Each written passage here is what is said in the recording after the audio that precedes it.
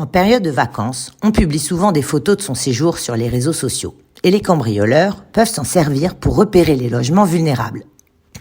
C'est une autre sorte d'effet papillon. Une photo de vacances postée depuis le bout du monde peut déclencher un cambriolage en France. Les délinquants observent en effet Facebook, Instagram ou Twitter et se lancent facilement sur les pistes des logements inoccupés l'été.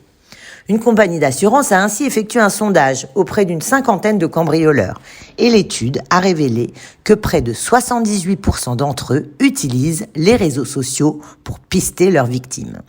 Des messages anodins comme « parti en vacances pour 10 jours » sont désormais utilisés par les cambrioleurs pour déterminer à quelle heure une maison est vide.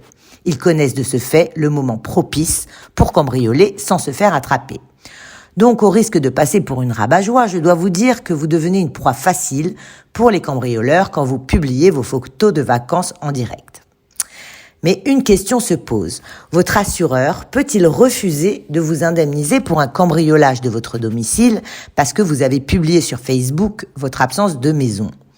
Si vous faites une demande d'indemnisation à la suite d'un cambriolage, il se pourrait bien que l'assureur vérifie vos comptes sur les réseaux sociaux et que cela desserve votre cause. Mais il faudrait néanmoins qu'une clause figure dans le contrat et pour l'instant, peu de compagnies d'assurance agissent de la sorte. L'assureur ne peut donc pas refuser de vous indemniser à la suite d'un sinistre simplement parce que vous avez posté une photo de vacances. Mais il s'attend à ce que vous preniez des précautions raisonnables pour protéger votre maison. Ce principe s'appelle le devoir de diligence et il est clairement stipulé dans les conditions générales d'assurance.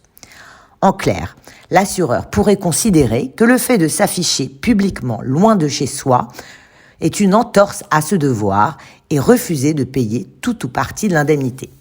En tout état de cause, la plus grande vigilance est de mise afin d'éviter de mauvaises surprises. Voilà donc quelques conseils face à ce risque. Tout d'abord, être discret. En publiant moins d'informations, on diminue le risque de montrer aux potentiels cambrioleurs que le logement n'est pas habité. Ensuite, si vous tenez absolument à montrer à vos proches ce superbe soleil couchant ou le bel hôtel avec piscine que vous avez choisi, attendez plutôt votre retour de vacances pour poster vos photos à ses amis et même en public. La pratique, de plus en plus répandue, se retrouve sous le hashtag Latergram, contraction de later, plus tard, et d'Instagram, qui est le réseau social de partage de photos. Autre précaution à prendre, bien paramétrer son compte. Sur Facebook, par exemple, vérifiez que vous vous adressez bien à vos amis seulement en cochant l'option amis et non public au moment de poster un statut. Alors, même si pour l'instant les compagnies d'assurance n'évoquent pas la publication sur les réseaux sociaux de photos de vacances comme une faute grave pouvant justifier un refus d'indemnisation, tout peut changer rapidement et évoluer dans ce sens. Alors, restez prudents.